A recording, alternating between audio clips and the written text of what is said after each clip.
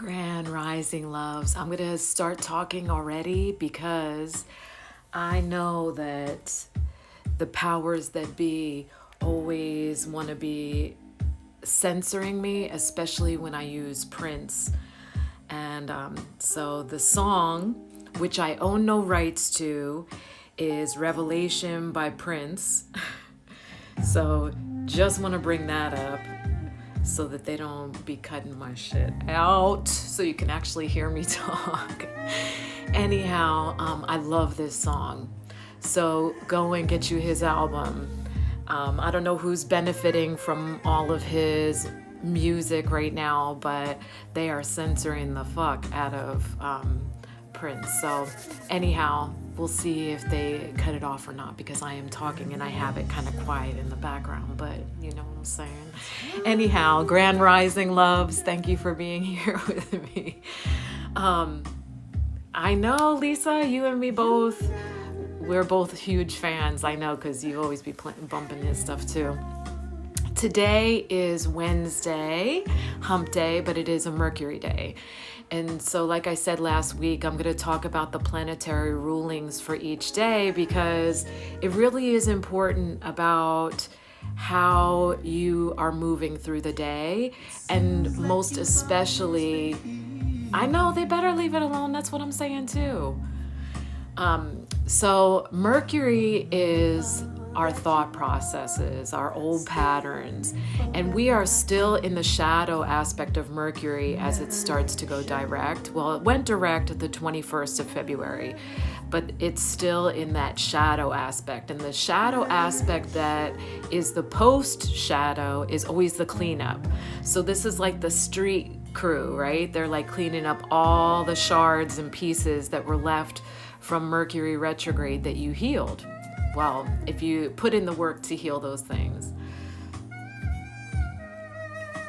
You're not a fan? I thought you were a fan. Well, anyhow. So Mercury is those thought processes. So what came up for you in this past retrograde? What's being cleaned up? We will be out of the shadow on the 13th, which is Saturday, and that's also official new moon. So we are coming up on a new moon. So you're going to feel this weight lifted on new moon. And that's really good, because new moons are superpower for manifestation. So that's when we do our new focus wheels. So just be aware of that play now for the next couple days. What can you clean up so that you can really get clear on what your desire is? What do you want to claim and choose for yourself on new moon night? So the sacred geometry that showed up for today is Ka. And this is a beautiful rainbow Taurus. Now the Taurus, I've talked about the Taurus before being the vehicle of the heart. So the physical heart, I'm third eye girl on this divine level. Yes. I love you, Lisa. So Ka is our energy, our life force. In the Hindu practices, it's called prana. In Chinese, it's called Qi. And so Ka is the ancient Egyptian way of calling that energy Ka. So it is the life force. Now, our life force is what we really are. It's spirit. And Ka is the part of Merkaba, right? The three things that make us. So Ka is the spirit, right? So this is what we are in our truest form. And so for Ka to show up, it's saying, really connect with your truest self. You can meditate on the rainbow Taurus. Now the Taurus, like I was saying, the heart is a Taurus, energetically and also physically. So it's interesting, as above, so below, right? The spirit, the heart chakra is the only chakra that is infinite. It's forever expanding, but it behaves like a Taurus. So when I jump timelines and dimensions, it's actually like a torus. I've heard some people describe it as a spiral. That's not how I experience it. I experience it like a torus. So if you look down into a torus, it's almost like looking down into a washing machine, how it's almost like twisting in on itself like a donut. And so that's how a torus moves. So in a way, it is kind of a spiral, like a coil, but you're going down into the center of it. And the actual physical heart is 7 muscles that create a torus. So it's pretty interesting, right? So the rainbow Ka, this is how the energy, our life force, enters our physical body and also exits it, right? But if you are operating from the place of ego, it actually thwarts that Ka. It stifles your own life force. Yes, thank you, Lisa. And so meditating on the torus will help you connect with that energy. And I love that it's a rainbow because look at the synchronicity between these. So this is specifically a rainbow torus for Ka, right? And the rainbow showed up. And I love the synchronicity of that, first of all, and then even in this card. But the rainbow card brings the message of coming through a storm. And a lot of you did go through an intense storm of the Mercury retrograde, and for that to be happening in Pisces season. First of all, let me just get this out. Like, Pisces season feels like ass dragon energy, and I'm not even kidding with that. Really heavy. It just feels like wearing a lead vest, and super heavy. Like, I never nap. I am always like good. I sleep good at night. I am super healthy. I eat really clean. But sister has been taking a nap every damn day, and that is no lie. And I'm talking like power nap 20 minutes, I'm good, but I'm needing it. And so like I will be like tap dancing when Aries season hits, because Pisces season is just like soupy. It's just heavy. Anyhow, I love the message of the rainbow, because the rainbow says, here we are coming out of the storm, but don't let your guard down yet, but we're just letting you know. So it actually even says that on the card. It's hilarious. Don't let your guard down yet. We're just telling you that it's going to get better. But yes, right, Lisa? And Marissa, yeah, it's like, it's heavy. It just feels like walking through mud, just like dragging. It's just really intensely slow. I mean, the human experience is dense already, but like Pisces season just feels like, really intensely heavy. Yeah, you too, Elizabeth. You're lucky though, you have little ones. You can be like, yeah, I'm napping for them.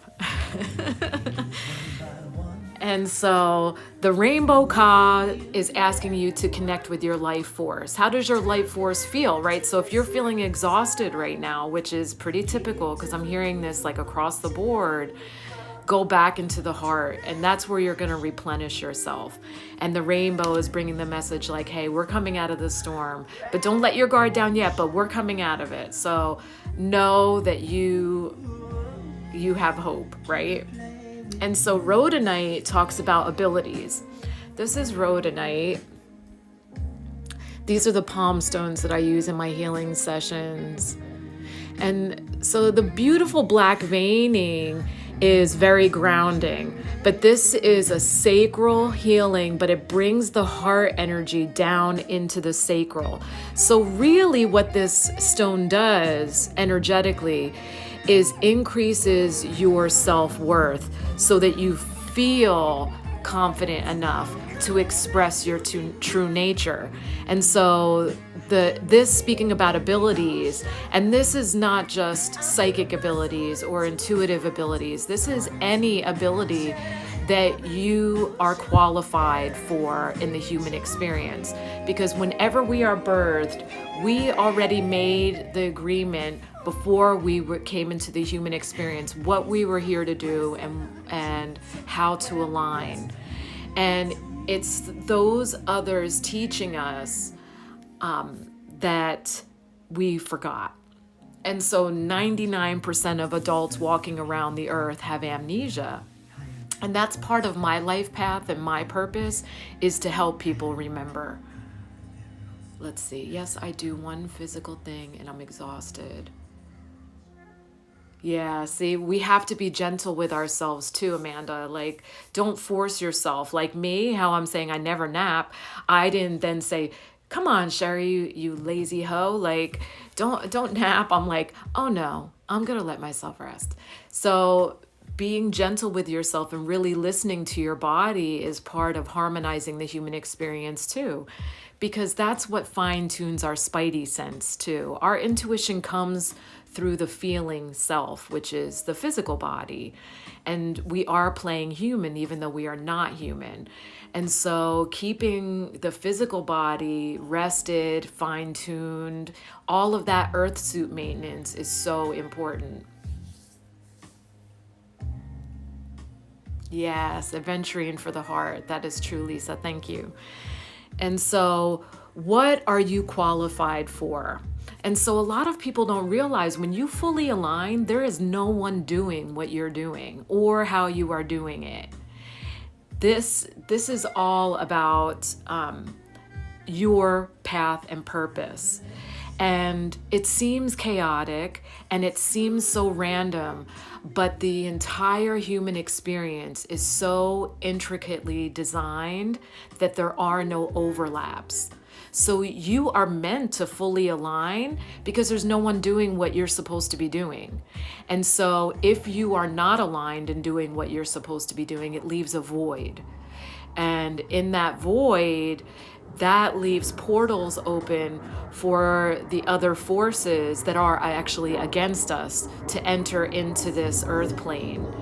And not to scare anybody, but like honestly, just align. Just really honor your heart's path, not your head. Because your head is what holds the programming of good girl, bad girl, what you were raised to believe you are. And it takes you further away from who you really, really are.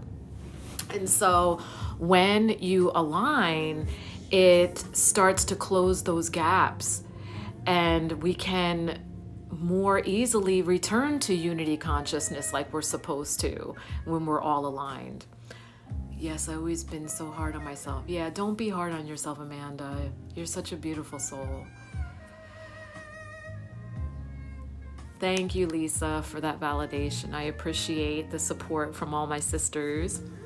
And so that's Rhodonite. Rhodonite will help you have the confidence to actually align in your abilities and say, like, confidently, I am unique. There is no one like me. No one is doing what I do. And when you start to realize that, competition goes away. We are taught to be competitors. And that is like the biggest corruption of the human experience. That's what created the hierarchy. I am better than you. Oh no, I am less than her. I better keep my mouth shut. No, it's all bullshit. We all have valuable things to say and do here. And when we align, that is our most valuable self. And we have to do that. Everyone has to do that. Yes, good. I'm glad for you too. And so Amuata, I love this as the culmination for this spread, because first of all, here's the rainbow again showing up in this card. I love the artwork of this deck too. This is the Earth Warriors deck if anybody's interested. But right now, like especially what's going on is that media and people who are on payroll have sold themselves out. And so they know like, okay, this person is so trusted. Let's buy them out so that they can start saying things for us. and then the masses will start to follow and believe. So I even see very powerful psychics falling to the wayside because they are actually becoming plagued with self-doubt. And I feel so awful. I'm like trying to throw them a lifeline, like constantly like messaging, stay strong, sister. Like, please do not forsake yourself. And so this is bringing up a lot of like the witch wound energy, right? Like either they are like hiding because they don't want to be put on the pyre, or there are those of us like myself that I'm like, throw the motherfucking torch. I welcome death, bitches. Like, you know, it's at either one extreme or the next.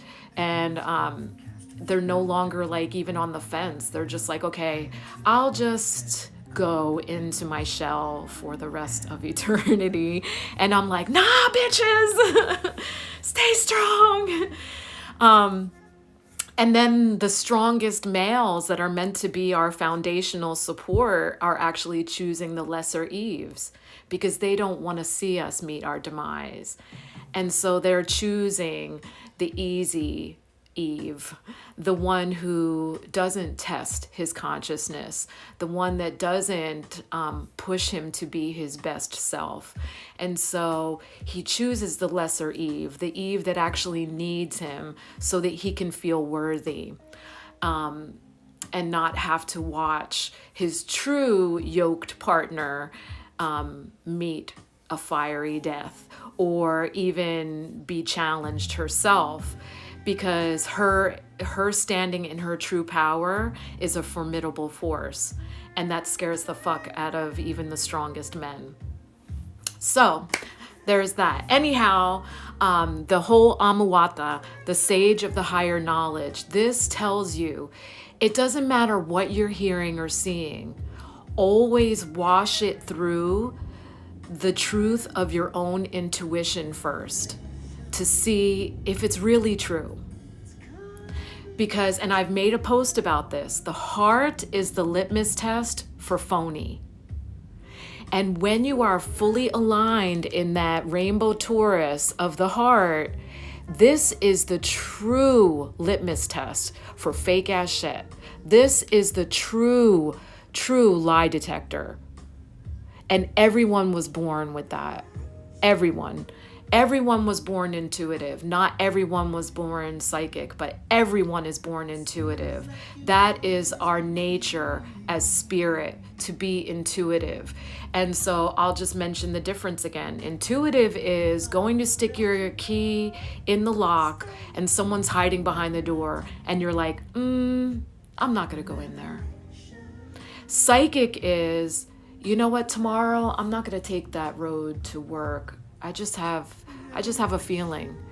And so the intuition is being in the energetic space, being able to pull that energy through your heart and say, something's not right here. Psychic is not even being in the energetic space, but having the cognizance, and you know it. You don't know how you know it, you just know it. That's psychic. Not everyone is that, and that cannot be taught.